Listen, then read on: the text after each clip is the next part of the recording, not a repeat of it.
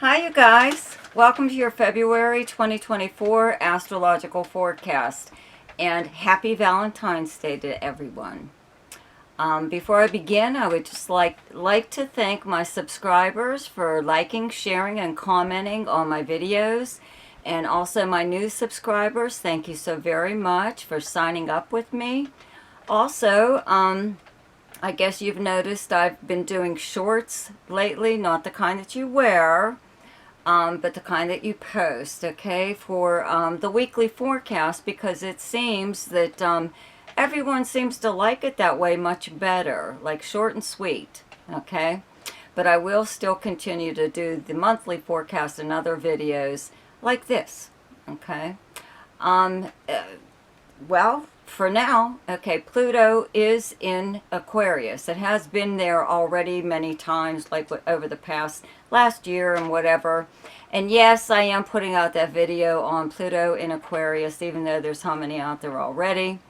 But I'm flattered that you want my spin on this planet. And many others, actually. So, yeah, I've got quite a video coming out for you because I have first-hand experience with this planet, this transit.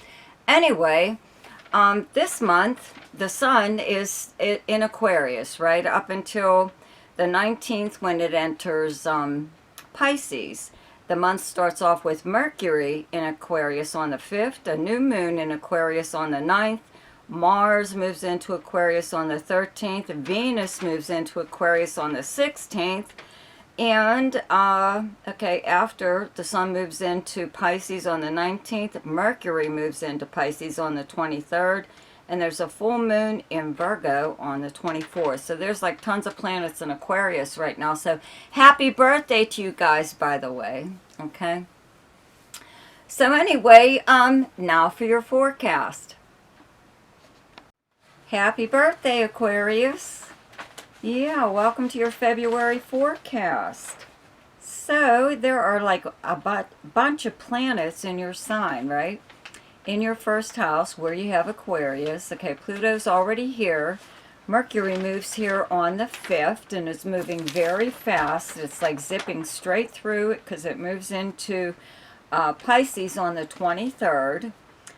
But there's a new moon in Aquarius on the 9th. Mars moves into Aquarius on the 13th. Venus moves here on the 16th. Okay, so, you know, you have the love planets, Venus and Mars in your first house. Will be traveling together. Okay, and if you have listened to any of my previous videos about Venus, I always say when Venus is in your own sign or your first house or your 10th house, okay, milk it for all you can, okay? You're going to be very, very popular. Just having Venus here, okay? But you have all these other planets here too, which are making you even more popular, right? But anyways, when Venus is in your first house, people find you far more appealing at this time than they do any other time. And they want to like do nice things for you. You know, they want to do favors for you. They want to give you like little gifts even, or even big gifts, you know, but take you out for drinks or lunch or pay your way to something or other, you know, give you all kinds of stuff. Lots of compliments though, you know, a lot of people hitting on you at this time, okay? But an awful lot of compliments, even from complete strangers, okay? It doesn't necessarily have to be anyone you know, and it's not just because it's your birthday, okay? Whatever, you know, it's just having Venus in your first house is very, very helpful. I always tell people it's a really good time to, okay, talk to someone whom you have a hard time talking to, or somebody who's like really uncooperative, okay? Because a lot of times people just want to stay on your good side for some reason or other. They, you know, you're that appealing now, okay? So just having the sun in your first house puts you, you know, in the, like you're beaming, okay? So everybody's looking at you. You're the center of attention. Okay, and having Mercury in your first house makes you very, very talkative at this time. You're on the sending and receiving end of a lot of communications, both verbal, written, text message, you know, leaving voicemails, stuff like that, a lot of emails, regular postal mail, even you may even get like a card, possibly a birthday card or something in the regular postal mail. Okay.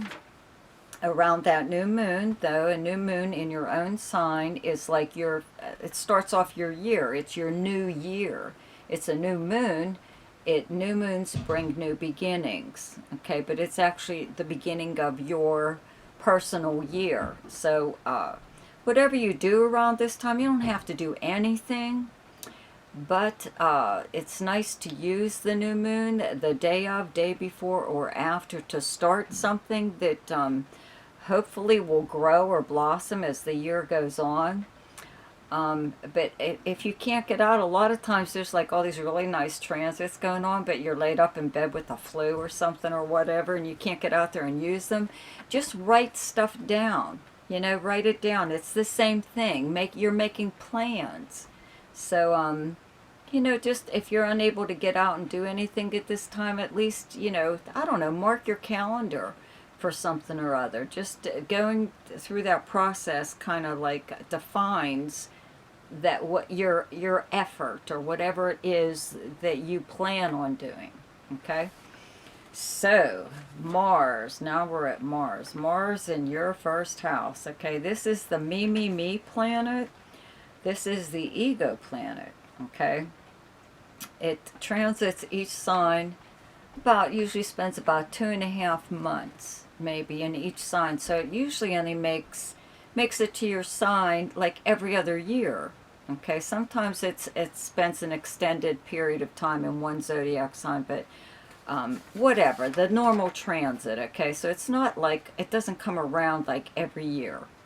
Okay, but when it does, it's usually about this time that you should use this planet to Mars is like an aggressive planet. You know, it makes you move in and change something or other that's not going the way you want it to be. And usually it's your own life. It's something you're changing in your own life, but a lot of times changes you're making affect the people around you. Even though the changes that you're making are personal, they're yours. They mean a lot of importance to you, maybe not everyone else. Okay, but a lot of times too, people they start slacking off. You know, they get used to treating you a certain way, or get used to you even being agreeable. You know, that when they ask you for a favor or this or that, they expect you to say yes all the time. You know, this is the time where you put your foot down. You really put people in their place. Okay.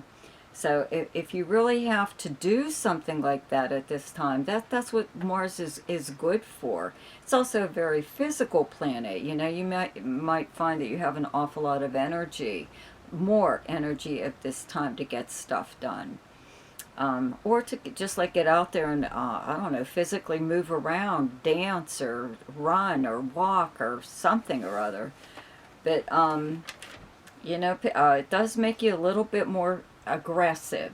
Okay, people will view you as aggressive, and all you're doing is just like what you want to do. Okay, and you know, one of the other things I usually always say is you should have a T-shirt made or have it written on a mug, "Out of my way." Okay, because that's what that is. That's changing something that is not the way you want it to be. Okay, you want it this way, and that's the way it's going to be. There's always going to be somebody that doesn't want it that way either, the way you want it, and they're going to try to take it, you know, put it back the way it was or something or other. But that's what Mars, you know, is for, is putting it back the way it was. Maybe you had already made a correction of some kind, and somebody came along and altered it. Whatever, but you are teaching people how you want to be treated. Okay, it's a lesson some people have to learn again and again. They slack off, okay? Anyway, so the sun moves into Pisces on the 19th. Mercury moves here on the 23rd into your second house of money. Earned income, this is how you earn your money. Even if you're retired, you still have money coming in somehow to live off of. These are your investments. These are your valuables, but also your personal values. Right now you have Neptune and Saturn here at the same time, transiting. A lot of times Saturn here does restrict money in some way or other. It's very tight. It is like you may sometimes feel like you have just enough to survive on, pay bills, maybe not even pay bills. You know, so this could be one of those times, like there is a full moon on the 24th in Virgo in your 8th house. Virgo is the opposite sign of Pisces. These both are money houses, the 2nd and 8th house. And 8th house is the house of debt. Okay, it is shared property, but shared debt, shared bank accounts, credit cards. It is, though, the house of other people's resources and money. Okay, passive money, money coming to you through means other than earning it. But there's a full moon here, so there could be someone in your life, a spouse or a partner or just someone who you may feel is spending way too much money or running up the credit cards or something or other. And that's what I believe may happen around this full moon, is just some kind of talk about money, how it's going to be spent, or how you're not going to spend it anymore, or you're going to pay this bill and you're not going to pay that bill, something or other. But a full moon exists to clear up a problem. Okay, so there must have been something going on in this area that needs to be fixed. Okay, and again, you've got Mars in your first house at this time. You know, so I mean, if you have to talk to someone that is hard to talk to or who doesn't take whatever well, too bad. You know, it's something that has to be done. And it's your birthday, so what the hell? Anyways, the best time to do something each month is when the moon is in your own sign. And the moon is in Aquarius on the 8th, 9th, and 10th. The best time to lay low is when the moon is in your opposite sign, and your opposite sign is Leo, and those dates are the 21st, 22nd, and 23rd.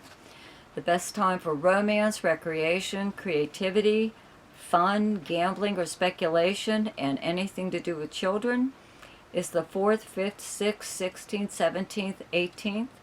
The best time for money is the 10th, 11th, 12th, 24th, 25th, and 26th. The best time for your career is the 1st, 2nd, 3rd, and 29th. The best time for communication and travel is the 1st, 12th, 13th, 14th, 26th, 27th, and 28th. So I hope you enjoyed your forecast for February. Happy birthday again. Also, check out the shorts that I've been posting. That's now what the weekly forecast has become. They are daily posts, but you know what? On a day that you don't see a post, that means that there isn't a major aspect for that day. Okay, because they're not every single day. The solar system doesn't create aspects every single day. Okay? So anyways, don't forget to check those out. See you later. Bye.